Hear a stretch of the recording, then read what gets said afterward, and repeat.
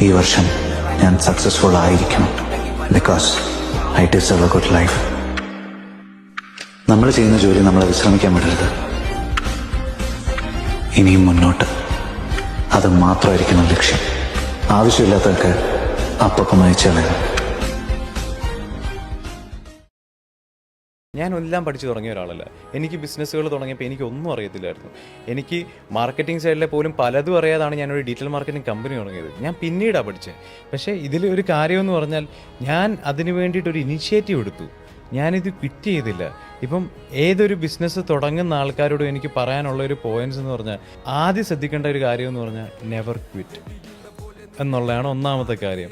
രണ്ടാമത്തെ കാര്യം, don't listen to anyone.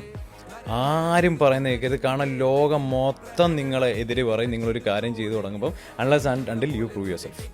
കാരണം അത് കേട്ടിട്ട് കാര്യമില്ല. മൂന്നാമത്തെ കാര്യം, do volume. What ever you do volume. അത്രയും പെട്ടെന്ന്